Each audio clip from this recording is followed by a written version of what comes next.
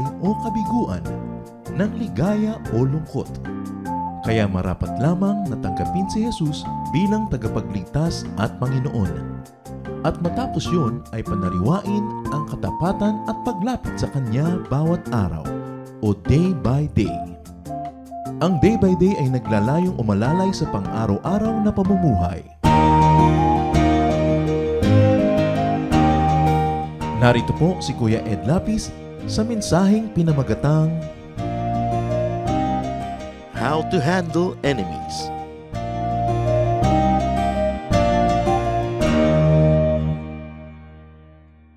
Matthew 5:44, Jesus says, love your enemies. Isa sa mga pinakamahirap maintindihan at mahirap sundin, but just the same, these were the words of Jesus.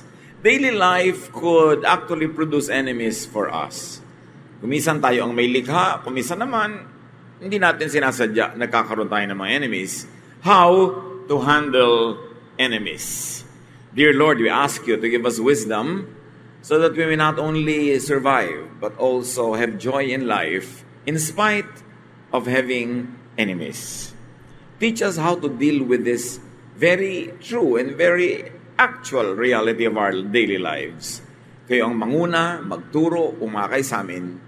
At mga Panginoon, lahat po na aming kakulangan, punan nyo, patawarin nyo po kami sa aming mga kasalanan. At ngayon, hinihiling namin kayong mag-aral, kayo po magturo sa amin. We ask you, we seek you, in the name of your Son, Jesus. Amen. How do you handle enemies? First of all, don't make enemies. Na gagawa naman ng paraan yan na huwag tayong lumikha, huwag tayo ang magsadya, at huwag tayo ang manguna sa paggawa ng kaaway. Proverbs 20 verse 3, it makes you look good when you avoid a fight.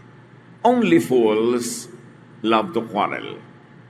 Kaya dibdibin natin yung napakasimpleng katuruan na ito na nakabubuti sa iyo na umiwas sa away sapagkat malaki daw kahangalan yung palaaway.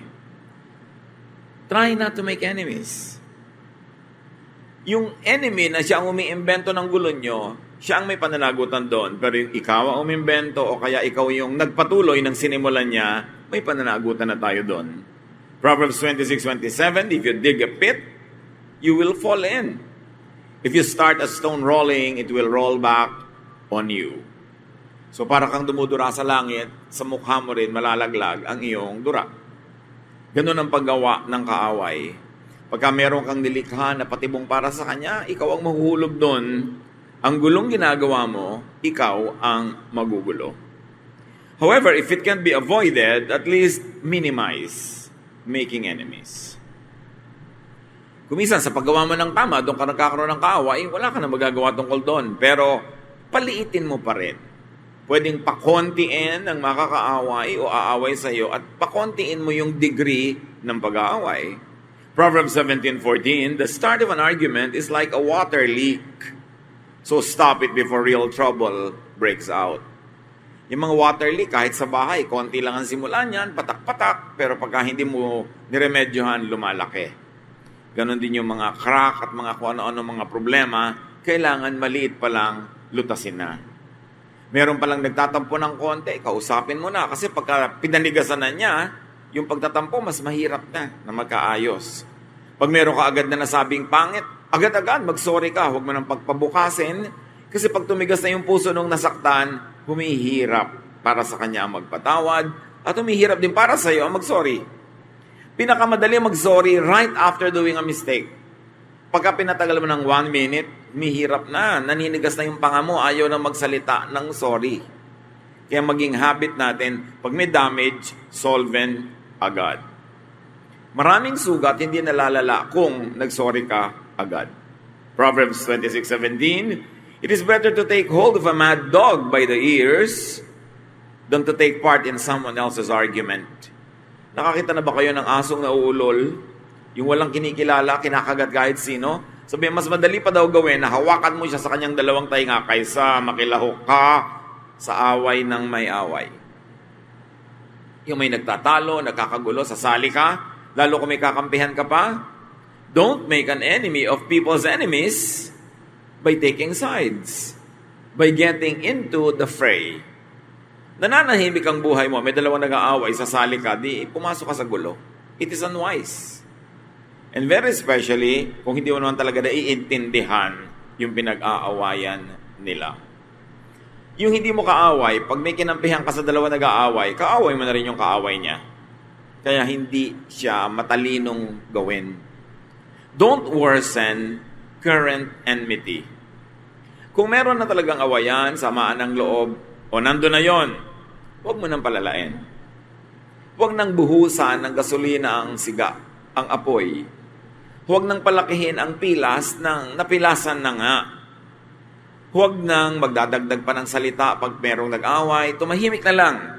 Because the more you say something, the more the quarrel prolongs, the bigger the trouble gets. Proverbs 22:3, when you see trouble coming, don't be stupid and walk right into it. Be smart and hide. Pag nakikita mo ng usapan papunta sa away, stop it. Shut up, be smart, and hide. Lalo pag mahal mo sa buhay, asawa mo, magulang mo, kapatid mo, kaibigan mo, office mate mo, yung papainit na ng painit ang usapan, stop it. Keep your tongue, hold your tongue, and if you can, walk away. Para lumamig ang ulo nyo pareho. Lumalamig naman yan. Kaya nga sabi nila, if you're angry, count 10. And if you're very angry, count 100. Why count 10? Kasi ang tao, pag nagagalit, may nare-release na chemical sa kanyang blood system na nagpapatapang at nagpapalakas sa kanya. These are survival instincts. Para tayo mag-survive, kung kinakain ka ng leon, hinahabol ka ng tigre, may ahas na biglang gustong tumuka sa'yo, napupuno ng adrenaline ang iyong blood para magkaroon ka ng energy to run away, to fight back, or to do something to save your life. Remnant yan ng ating primitive existence noong unang panahon na napakaraming panganib na nandyan pa sa ating sistema. So pag bigla ka nagalit, nagpanting ang tenga mo, may narinig kang ayaw mo, bigla kang tumatapang. Parang kaya mong sugurin kahit isang batalyong army. Parang kaya mong labanan kahit sino. Pag ganun ang naramdaman, count 1 to 10. Bakit? Subukan nyo, mag-count tayo. 1, 2, 3, 4, 5, 6. Ilang kayo? 7, 8, 9, 10. Siguradong hupa na ang galit mo bago mag-10. So may sinabing nakakainis ang asawa mo, gusto mong sabihan din ang nakakainis, count ka muna. Yan ang ginagawa mo. Nagbibilang. Count tayo pareho, daddy. Sabi ko nun, 1, 2. After 10, matatawa na kayo. Kasi lampas na yung silakbo ng damdamin. Yung tinatawag nila kung isang temporary madness na pwede mong gawin iting defense sa court. Palampasin ang galit. Kasi sandaling-sandali lang, dahil hindi kaya ng body mo na magkaroon ng adrenaline for too long. It takes a lot to get that energy and it will not stay long. So pag nagalit ka, bago ka magsalita, count 1 to 10, gawin nyo yan, it works. At kung galit ka, count 100. Siguradong nakaalis na siya, gusto mo mang saktan, hindi mo na masasaktan kasi wala na. Mas mabuti na yon kaysa mamaya, lifetime ka danunuyo, 5 taon kang nagme-makeup, hindi pa rin sapat. Kaysa napawalan mo ang iyong galit. So be smart and hide when you see trouble coming. Pag kami galit na galit sa'yo, sinusugod ka, try to be invisible for a while. Be out of sight. Para yung galit niya na dapat ibubunton niya sa'yo, humupa na muna bago kayo magkita. Huwag niyong sasalubungin ang galit ng kapwa. Kasi ang taong galit ay nauulol, nababaliw, nawawala ng katwiran. At maaari kanyang masaktan, pwede ka pa niyang mapatay. It is wise to avoid that kind of trouble. And go for peace. Ang lagi nating hanapin, planuhin, hangarin, kapayapaan, katahimikan, katiwasayan with our fellow men. So make friends, make peace with your accuser. Pag kami nagagalit sa'yo, dinedemanda ka, make friends, especially if he or she is right. Make peace with those that you have wronged. Marami namang taong nagawa natin ng mali, ang hinihintay lang mag-sorry ka eh. Ang hinihintay lang, aminin mo ang iyong pagkakamali, umingi ka ng tawad, at tapos na. Bihirang tao rin yung gustong galit siya, na gusto niya may kagalit ng matagal. Ayaw ng tao no normally. So kung ikaw na maunang magpapakita na gusto mong makipagkasundo, siya man, unless abnormal siya, ay gugustuhin na rin niyang makipagkasundo sa iyo. So 8 out of 10, pag nakipagkasundo ka, makikipagkasundo rin sa iyo. May dalawa man na hindi pumayag, at least dalawa na lang kaysa 10. Yan yung sinasabi natin, minimize your enemies. Jesus says in Matthew 5:25-26, before you are dragged into court, make friends with the person who has accused you of doing wrong. If you don't, you will be handed over to the judge and then to the officer who will put you in jail. I promise that you will not get out until you have paid the last cent you owe. So kung meron ka pinagkakautangan, makipagkasundo ka na agad. Kahit mga credit card na di nyo mabayaran, mga utang na di nyo mabayaran, bago kayo ilagay sa collection department, o bago ko i-turn over sa collection agency, makipagkasundo na kayo sa bangko. Kung gaano katamis ang ngiti ng bangko pag nagbubukas kayo ng account, at kung gaano kasarap ng mga pag-uusap nila pag nagbubukas kayo ng credit card account. Kung minsan may kape pa, gano'n naman kabalasik ang mga pangungulekta nila pag 2 araw na kayong hindi nakakabayad. Papangit ng papangit ang salita. At kung kayo'y taong maramdamin, daramdamin nyo, masasakatan kayo sa mga sulat ng bangko. Para ba kayong kriminal na hinahabol na nagtatago? Kaya bago mangyari yon, pumunta ka lang sa manager ng bangko o sa inyong bank relations officer, sabihin nyo na ang inyong istorya, makipagkasundo na kayo dahil makikipagkasundo sila kaysa magpunta pa kayo sa court. Hindi kayo makabayad ng malaking utang, sabihin nyo talagang wala akong ibabayad, kahit mo ako kagatin, kahit mo ako kainin, wala akong ibabayad. So, makikipagsettle ako sa iyo, maghuhulog ako ng ganito over this kind of period, and 99% of the time, they will give it. Kesa maging legal issue yan. Iba ang nakikipagkasundo. Baka naman nagkaroon pa kayo ngayon ng ideya kung paano kayo manunuba ng mga utang. Dahil siyempre, kailangan bayaran nyo talaga yan. Importante yon. So, makikipag-ayos.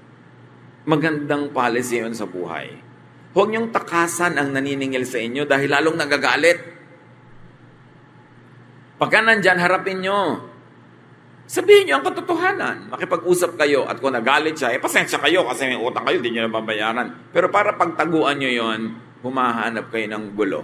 Kasi challenge nyo siya na lahat ng kapangyarihan, lakas at koneksyon niya, gamitin niya para kayo maparusahan. Samantalang pwede nyo namang tanggalin ang galit niya kung kakausapin ninyo. Do not needlessly sue fools. Huwag nang magdemanda, maghabol, sa tinatawag ng Bible ng mga hangal, wala kayong mapapala. Proverbs 29:9, be wise and don't sue a fool. You won't get satisfaction because all the fool will do is sneer and shout. So huwag makipagtalo, huwag makipag-away, huwag makipag-agawan sa hangal kasi dadaan nila niya sa sigaw. Dadaanin niya sa mga walang katwirang mga salita, lalo lang lalala. So do not argue with fools and do not quarrel with what you might call subordinates or people beneath your station. Kung mas matalino kayo sa kanya, huwag niyong patulan.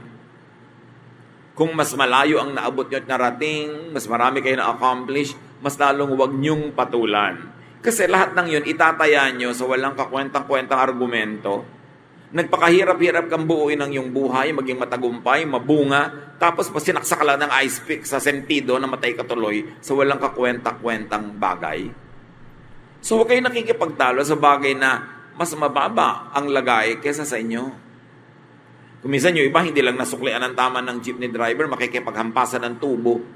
It is wise to avoid such troubles dahil mas malaki pa ang gagawin mo sa buhay, mas marami ka pang kikitain, at kung totoo ang iyong inaakala, mas mataas naman ang kalagayan mo sa buhay, bakit mo ibababa para lang doon? Kailangan pinapahalagahan mo the bigger picture. What is at stake? May mga nababarel sa pakikipagawan sa parking lot. Merong mga napapatay dahil sa nilampasan sa kalsada, kinat. Tapos kakatin din hanggang mamaya, nagmungguan na sila o nagbarilan. Is it worth it? Ganun lang ba ang halaga ng iyong buhay? Ganun lang ba ang halaga ng iyong kapayapaan? So always make and move towards making peace. Tuwing may kaaway, ang langing hakbang mo patungo sa kapayapaan, hindi sa pagpapalaki ng away, hindi sa pagpapalaki ng gulo. Matthew 18:15, if one of my followers sins against you, go and point out what was wrong. But do it in private, just between the two of you. If that person listens, you have won back a follower.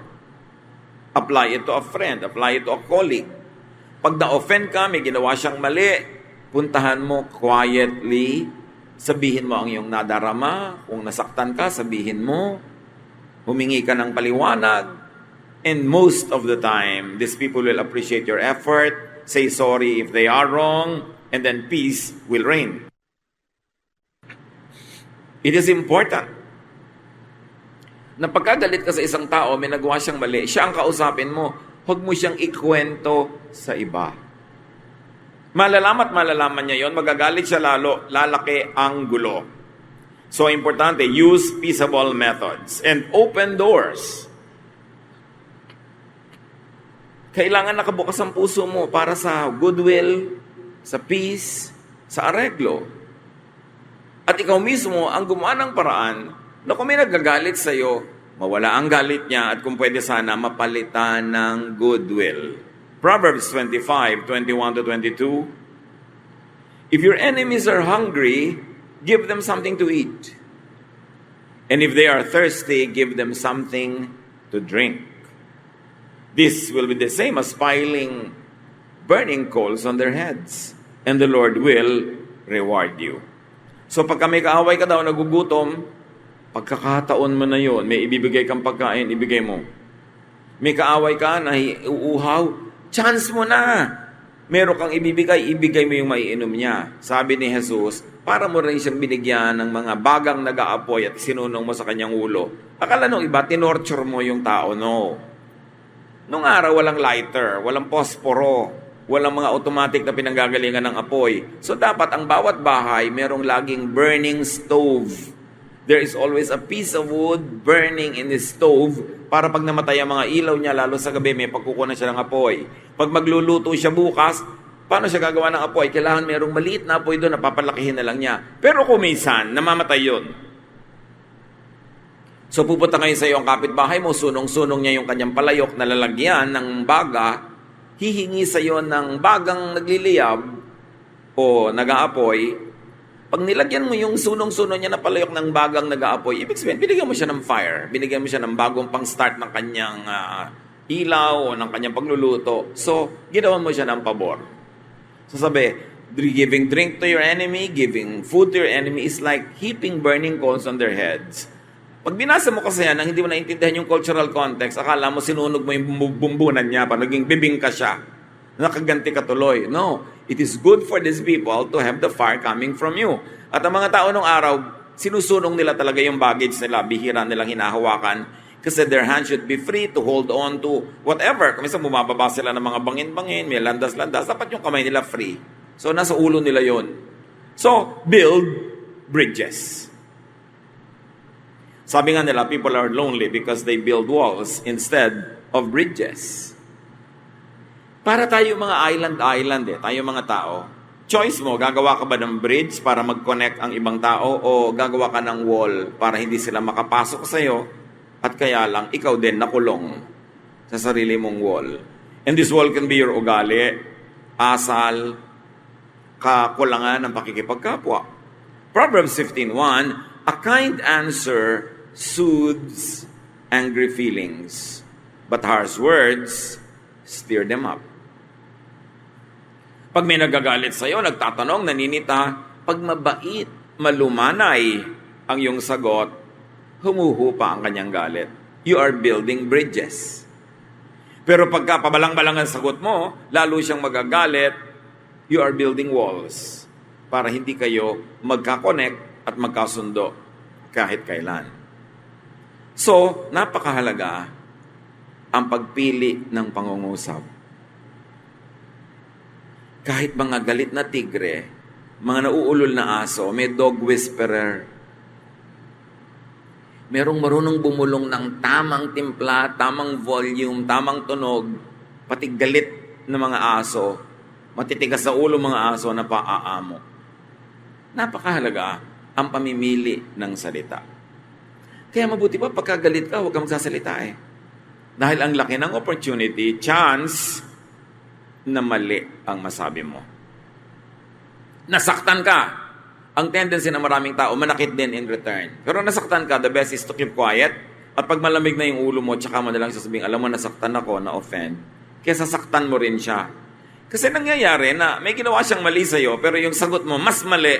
Ang ending tuloy, kahit siya ang unang gumawa ng mali, ikaw patong sa dulo ay humihingi ng tawad at nagsasorry. Kaya, pag may gumawa ng mali, chance mo na to have the higher moral ground. Ikaw ngayon ang magpapatawad kasi siya ang gumawa ng mali. May iisip din naman niya yun. Pero ang sagot mo sa ginawa niyang mali ay mali din, mamaya ikaw na ang hihingi ng tawad at siya na magpapatawad sa iyo kahit siya ang nagsimula ng gulo. It is wise to be quiet. Kaya sabi nila, speech is silver, silence is gold. There are moments when being silent is much more desirable than being eloquent. Proverbs 25, 9-10, when you and someone else can't get along, don't gossip about it. Others will find out, and your reputation will then be ruined. May kasamaan ka ng loob, bakit kailangan mo ipamalita sa iba? Naghahanap ka ng kakampi, awa, lahat yun negative ang reflection sa iyo. Nakakahanga yung tao na ang tagal palang may dinadala na gulo, sinasarili lang niya. Tapos nalaman mo, hindi siya ang nagbulgar sa'yo, pero hanga ka. Hanga naman ako sa taong to. Meron pala siyang niloloob lang. Hindi na niya inilalabas pa para gumulo. Pero yung taong punta na dito, punta doon, dapo doon, nagdadala ng masasamang balita laban sa kanyang kaaway. Wala namang humahanga sa ganong tao. Hindi rin naman yung nagkakaroon ng kakampi. Lumalala lang ang sitwasyon. So kung may kasamaan ka ng loob, kung may sasabihin ka, dapat sa kanya mo lang sabihin at hindi sa iba para umayos. Although, pwede kang pwedeng pagsabihan, kung napagkakatiwalaan, have and send ambassadors. Lalo sa culture natin, madalas kailangan mo ng padrino, go-between, meron kang gustong kausapin, hinga ng sorry, magsasorry ka, o gusto mong ipahayag na na-offend ka. When you have a good ambassador, your problem is already half solved. An ambassador is someone who will represent you correctly and faithfully para yung magandang resulta ang mangyari at hindi yung pangit ang lumabas. 1 Samuel 19:4. The next morning, Jonathan reminded Saul about the many good things David had done for him. So itong si Saul, gusto niyang patayin si David, ipinaalala sa kanya ni Jonathan na maraming ginawang mabuti sa iyo si David. 2 Samuel 14:28, Absalom lived in Jerusalem for 2 years without seeing his father. He wanted Joab to talk to David for him. So gusto niyang may mamagitan para magkasundo sila. Pero, tandaan niyo mga kapatid, choose your ambassador very well. Kasi merong mga, kausapin mo naman si ano. Nung kinausap niya, lalong nagalit. Lalong nag-away kayo kasi hindi siya marunong magsalita.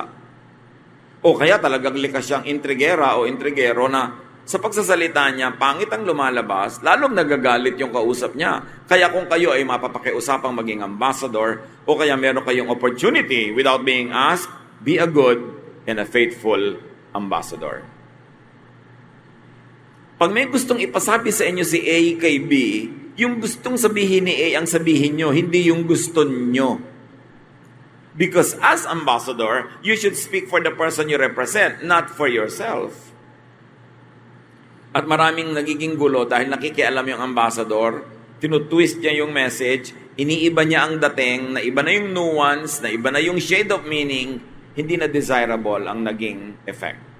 Kung kayo ay mapakiusapan, mapagtiwala ang mamagitan, tiyakin yung buti at hindi sama ang magiging bunga ng inyong ministry. ng inyong paglilingkod sa inyong kapwa. And if you want to be at peace with many people, always be ready to make peace offerings. Magbigay ka ng mumunting bagay na thoughtful, maa-appreciate, o kailangan ng tao, malakas yun na magpahupa ng galit.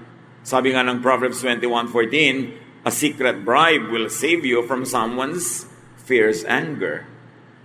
Kailangan marunong ka magpadulas. Marunong ka magregalo. This is not to corrupt justices. Yan ang masamang bribe. Nagbabribe ka para yung case mo, masama ka, ikaw ang manalo. Yan ang masamang bribe. Pero yung medyo mabagal-bagal at napakabagal ng clerk, inabutan mo ng butong pakwan, bumilis, hindi na masama. Na-motivate siya dahil ginanahan siya. Hindi lahat ng uri ng pagbibigay ng ganito ay masama. Masama ang bribe if it distorts justice. If it gives you a bad and an edge that is not justifiable. But if it's only to motivate people to be nice, to be kind, to be quicker, to be more industrious, it helps you. Proverbs 17:8, a bribe works miracles like a magic charm that brings good luck. So yung taong marunong magregalo, marunong mag-abot, marunong mag-tip, marunong magpasaya ng kapwa, usually, pinapasaya din siya. At kung gusto niyo ng very good service sa isang restaurant, syempre, dapat nagtitip kayo.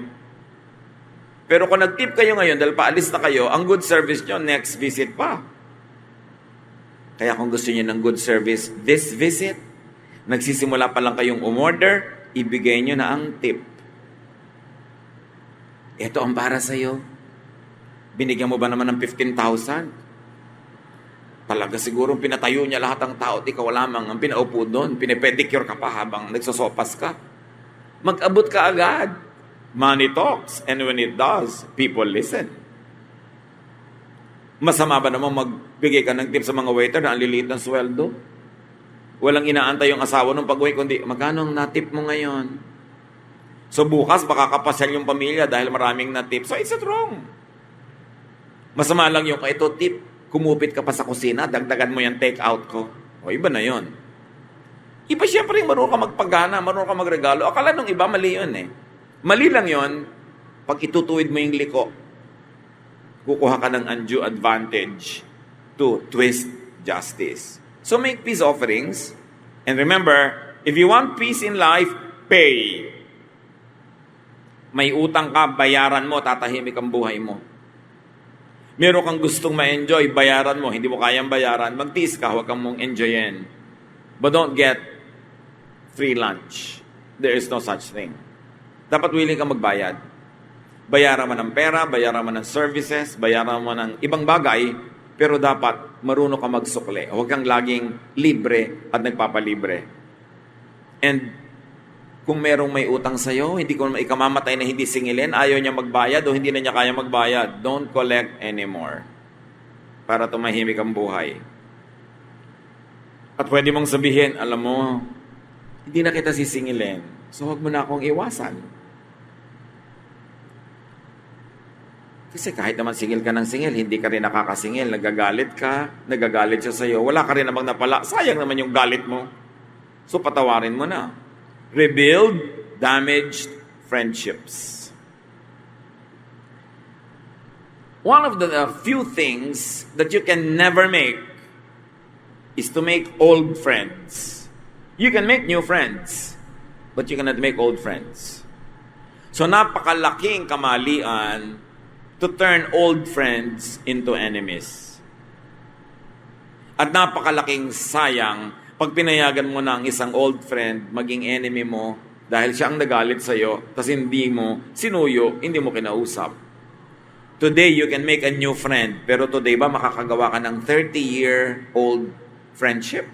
No. You can only lose it, but you cannot make it. Kaya ang old friends pinapahalagahan, hindi ka makaka-invento ng old friend. Ibabalik mo ang panahon. Yung iba, kulang na kulang sa katinoan. Yung mga matatanda at dati ng kaibigan, yun pa ang inaaway. May pinagsamahan kayo, kilala nyo ng mga ugali ng isa't isa. Doon ka palalayo ang loob, lugi ka. Kailangan pahalagan mo ang old friends. Because life is better with friends. Proverbs 18:24, a true friend is closer than your own family. So do not lose a friend and do not let a friend become an enemy. Dahil yung katotohanan na sinasabi, your best friend could be your worst enemy. Yan ang nakakalam ng lahat ng lihim mo. Pag yan ang nagalit sa'yo, logi ka. So dapat pinapahalagahan mo ang isa't isa. Life is worse with enemies. Better with friends, worse with enemies. You are better off without enemies. And if you have an enemy and you really like to be a winner, the best way to win over an enemy is to turn him into a friend. Doon ka lang nanalo sa kaaway pag naging kaibigan mo siya. Pero nasaktan mo siya, nasunog mo yung bahay niya, nabaril mo yung asawa niya, sa palagay mo panalo ka doon? Sa palagay mo hindi siya maghihiganti? O siya ang sinira mo, sa palagay mo walang mahal sa buhay yun na maghihiganti para sa kanya? Ang isang kaaway na hindi mo nagiging kaibigan is a great loss. So para ka magtagumpay at para ka magsaya, magdiwang, pag lang ang dati mong kaibigan ay dati mong kaaway ay naging kaibigan mo na. O at least, hindi mo na siya kaaway. Kaya ang sabi ni Jesus, love your enemies. Sa palagay nyo, ipinapadehado tayo ni Jesus kaya sinasabi niyang love your enemies? No, Jesus wants you to be a winner. Because when you love your enemies, the natural tendency is for them to love you back. It might take some time and a lot of investment, but it can happen. And only when your former enemy loves you now and is your friend will you really be victorious. Doon palang tunay ang tagumpay. Peace is important. We don't want enemies. Kaya merong isa tayong project na pinakamabilis itong gumawa ng enemies. Next to pangungutang na hindi pagbabayad, pagdaldal ng mga walang katuturan, pagsasalita ng mga masakit, o pagbubulgar ng mga sikreto, diyan tayo nagkakaroon ng kaaway. Proverbs 21:23, watching what you say can save you a lot of trouble. Maraming tao nagkabuhol-buhol ang buhay, nahalagay sa gusot at sa gulo dahil sobrang matabil. Sobrang mabilis magsalita, nagbubulgar ng mga sikreto, nang-aaway ng mga tao, nananakit ng damdamin, gulo ang iuwi niyan sa buhay. So do not make enemies with bad words. Instead, make friends with good words. Choose your words. Psalm 34:14, do good instead of evil and try to live at peace. Sandali lang ang buhay. Pag nabuhay ka ng 60, 1/3 of that, tulog ka. So 40 na lang ang natira na years na gising ka. Tapos may kaaway ka pa. Sayang ang panahon. Sayang ang energy. Pag may nakasakay ka sa jeep na nakaaway mo, hindi kayo nagtitingin na nakakapanigas yata ng leeg yung ayaw mo siyang makita. Nakita kayo sa isang okasyon, gusto mo nang umalis agad, ang hirap ng damdamin mo. Sayang ang okasyon. Alisin ang mga kaaway sa buhay. Kung hindi natin sila kayang gawing kaibigan, at least alisin ang pagiging kaaway. Coexist. Pero kung kaya mo pang gawing kaibigan because you know how to give gifts, you know how to say good words, and you know how to be sincere and be kind and loving, then your life will be sweeter and nicer. Kahit anong gawin natin, gumawa ka ng kaaway, gumawa ka ng kaibigan, sandali lang ang oras natin sa mundo. It is nicer kung friends ang mga nakapaligid sa atin. Or at least hindi enemies. Sabi ni Jesus, I came that you might have life and have it to the full. And one of the secrets, of course, is being loved by others and loving others because life becomes infinitely nicer and better when there is love or at least goodwill going around. Dear Lord, teach us to be agents of peace. Turuan niyo kami, Panginoon, na suriin ang mga sarili namin, makita namin kung ano sa mga pananalita, gawi, asal namin ang lumilikha ng kaaway at ito'y maituwid namin, maitama. Ipakita nyo rin ang mga pamamaraan namin na mabuti, nakagagawa ng mga kaibigan, napapamahal kami sa kapwa, at nang ito'y lalo namin ma-develop. Mga anak nyo kami, O Diyos, we should be agents of peace. We must be loving, and because you love us, you want us to get loved as well. So teach us to be lovable. Teach us to watch our tongues, our lifestyles, so that we will have more friends and less enemies. Pagbulay-bulayan natin mga kapatid, i-apply agad sa ating mga pamilya, sa inyong workplace, sa inyong mga kaibigan, and then to your greater and bigger community. Dear Lord, while your people are silent before you for a while, give everyone wisdom to apply these powerful truths in everyone's daily life.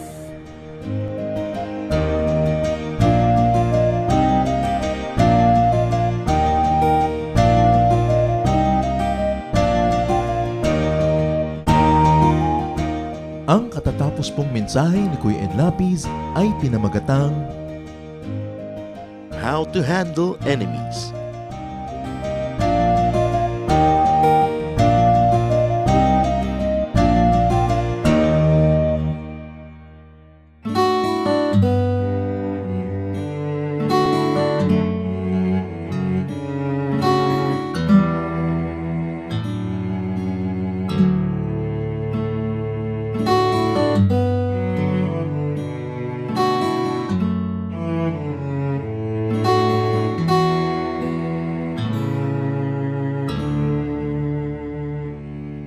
Aking damdamin, di mapalagi, at ang isipan ay laging ligaw. Di mawawari ang buhay palagi, kahit itama ay hindi sapat. Nais kong itamang lahat, ngunit iabot at di sapat. Jesus, kailangan kita. Jesus, hindi mangangamba. Jesus, pag-ibig niyo'y ba di mapapantayan kahit na sinuman. Jesus, kailangan kita. Jesus, sa'yo'y hindi mangangamba. Jesus, sa piling niyo ako'y laging may pag-asa.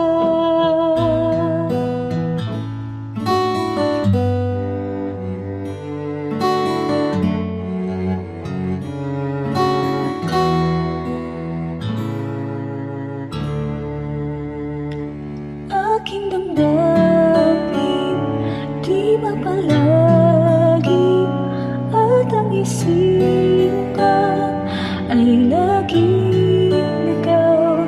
Di mawawari ang buhay palagi, kahit itama ay hindi sapat.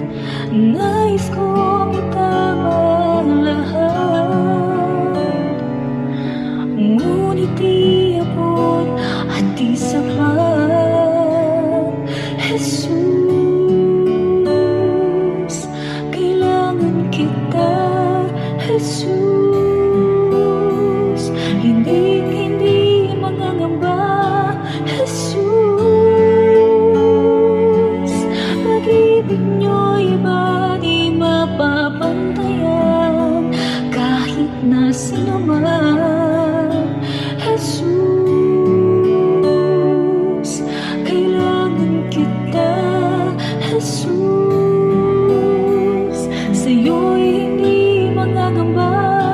Jesus, sa piling niyo ako'y laging may pag-asa. Jesus, kailangan kita. Jesus,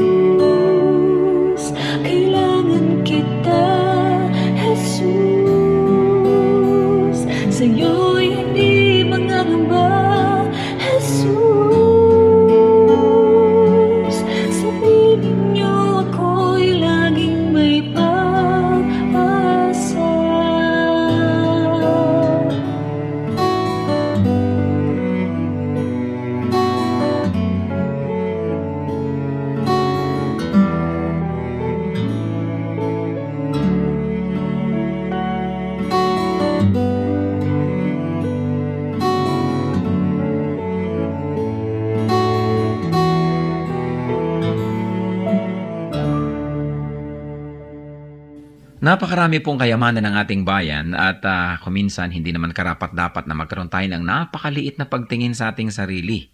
Nangyayari lang yon kung hindi natin kilala ang ating nakaraan, hindi natin kilala ang mga kayamanan ng ating bayan na nagpapaganda sa atin pong lahi. Kaya naman dapat nating kilalanin ang nakaraan, ang kasaysayan, at ang mayayamang mga pamana sa atin ng ating mga ninuno. Ang mga hiyas po ng ating lahi, ang mga kayamanan ng ating bayan ay binubuo ng maraming bagay. At isa na rito ang musika. Ang musika ay salita daw ng kaluluwa. Ang musika ay napakabisang paraan upang ipahayag ang ating damdamin, ang ating mga pangarap at ang ating mga pagpapahalaga.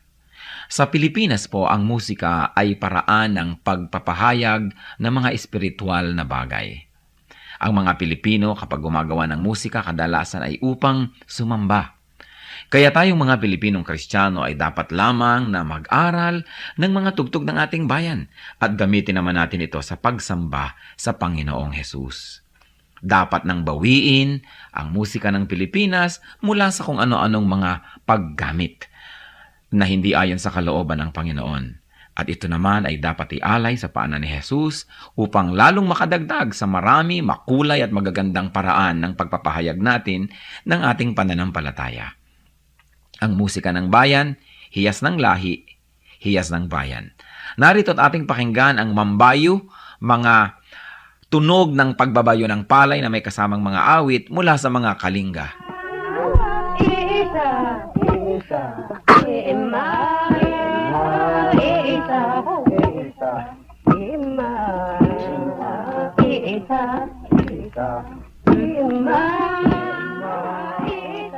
Ang mambabayo ay isang karaniwang gawain ng mga kalinga at ito ay pagbabayo ng palay. Gayunpaman, ito isinasagawa sa sari-saring estilo at pamamaraan ayon sa idinaraos na okasyon. Halimbawa ay kasal o kaya ay may mga kinalaman na seremonya sa mga patay o mga libing. Ang mambayo ay sinasaliwan ng awit tulad ng naririnig natin.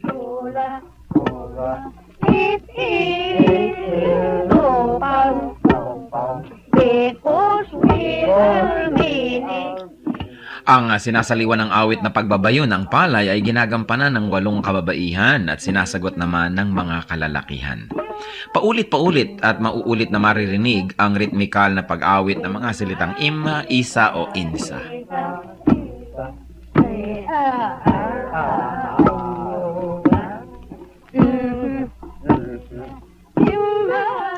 Kasabay nito ang kanilang pagbabayo. Anong ibig sabihin ng ganitong uri ng pagbabayo? Pangbabayo ng palay na hindi lamang ang dahilan o ang gustong mangyari ay makapagbayo ng palay, ito rin ay isang bigkis panlipunan. Sa pagbabayo, makikita ang tulungan, pakiramdaman, pagsasaya. At makikita natin ang pagiging dakilang mga musikero ng mga Pilipino na maging sa pagbabayo ng palay, gumagamit sila ng musika, hindi lang upang sila ay malibang at pagaanin ang trabaho, kundi patuloy na ipahayag ang kanilang nadarama. Sa mga Katagalugan at sa mga nasa kapatagan ng Luzon, uso rin ang bayuhan, lalo ang pipigan. At kadalasan, yung halo na ipinangbabayo ng pinipig, inuukit pa ang loob nun at nilalagyan ng parang bolang kahoy sa loob na habang nagbabayo, kakalog-kalog naman ang bolang ito at gumagawa na naman ng isang ritmo.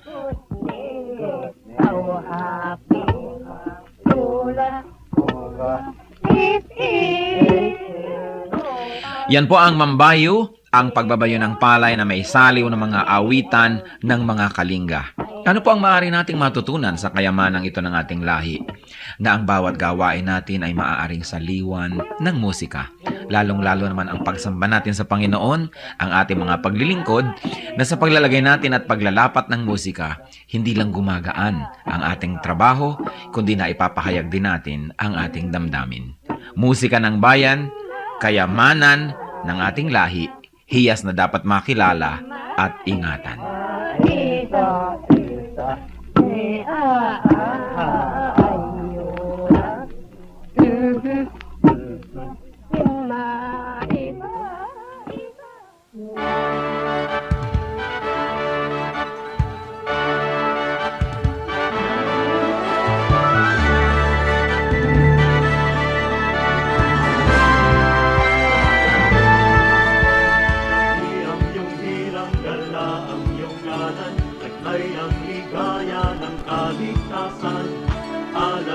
puso sa aming dibdib ay kayo ang dahilan.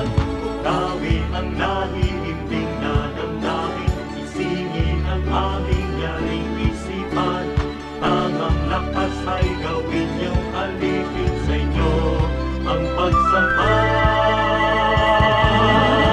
Pagsamba, dalis ay napagsamba sa dakilang ngalan niya.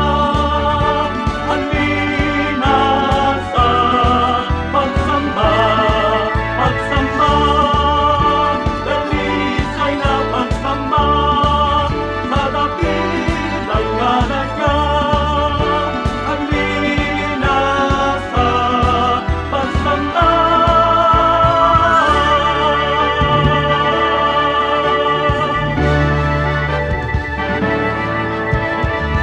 Ang iyong hirang dala, ang iyong ngalan, tunay ang ligaya ng kaligtasan. Alab ng puso sa aming dibdib ay kayo ang dahilan. Bukawin ang nahihimbing na damdamin, isingin ang aming yaring isipan. Tangang lakas ay gawin niyong alipin sa inyo ang pagsamba. Pagsamba, dalis ay napagsamba sa dakilang ngalan niya. Halina sa pagsamba, pagsamba, dalis ay napagsamba sa dakilang ngalan niya.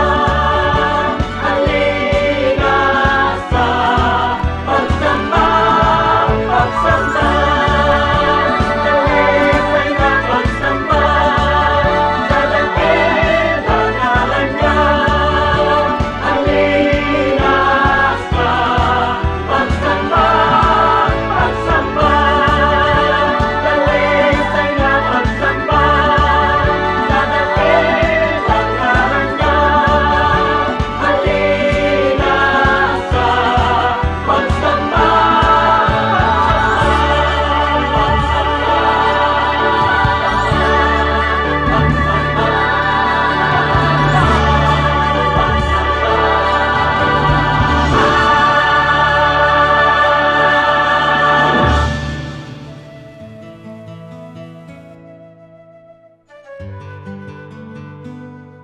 Bakit ang Pilipino itinatago ang pagka-Pilipino pag nasa ibang bansa? Kadalasan yung puna na yan, nakikita ko totoo lang sa Amerika.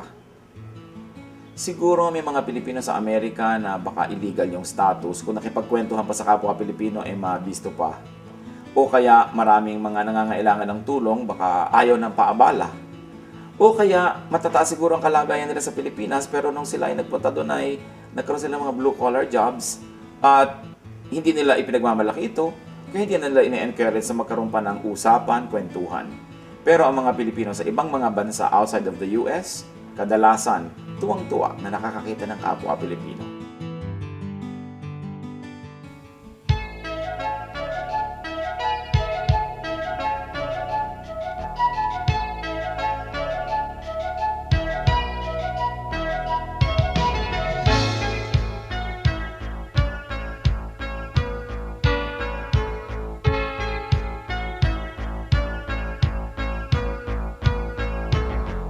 Ang nais mo'y kakalakan, kay Jesus matatagpuan.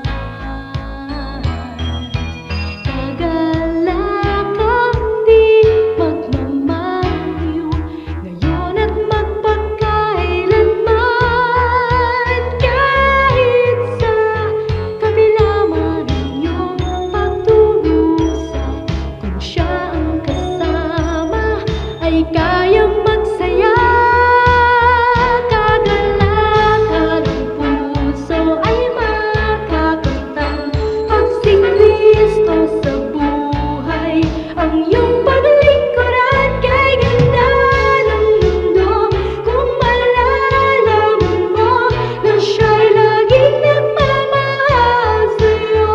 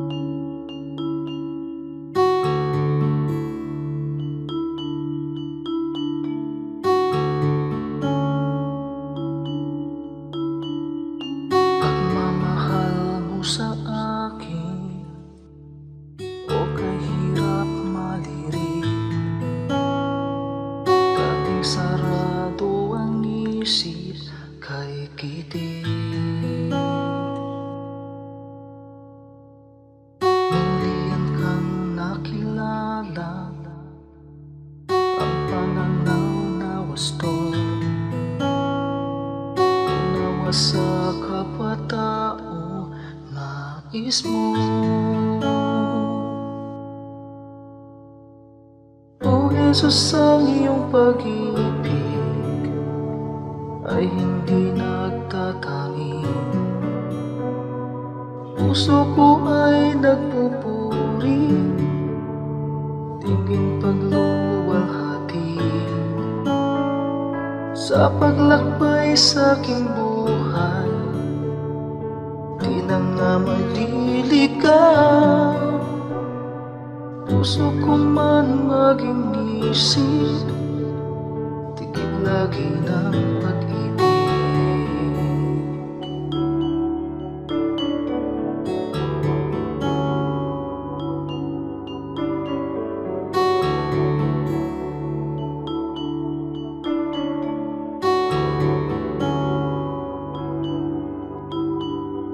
Kung ako'y magsalita man, wika ng bawat tao,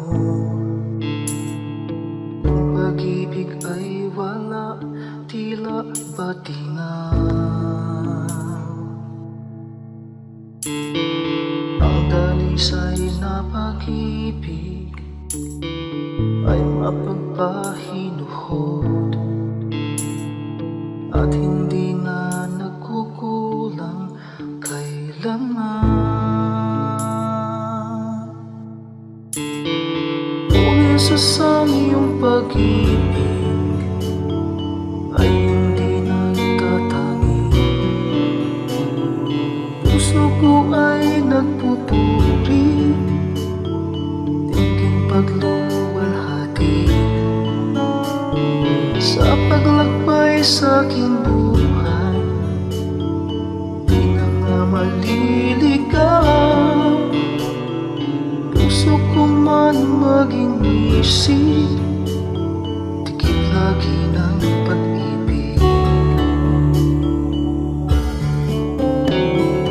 O Jesus, ang iyong pag-ibig ay hindi nagtatangi.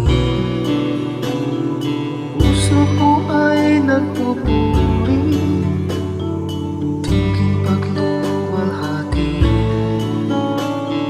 sa paglakbay sa aking buhay. Di na nga maliligaw, puso ko man maging isip, tigil lagi ng pag-ibig. Puso ko man maging isip, tigil lagi ng pag-ibig.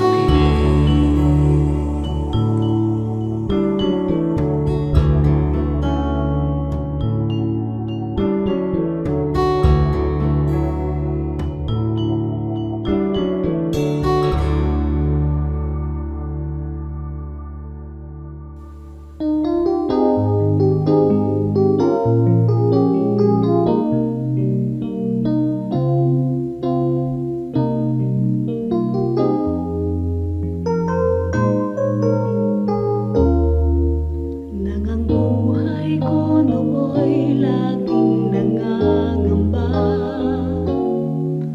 ang pagluhay di ko kaya at walang patutuhan.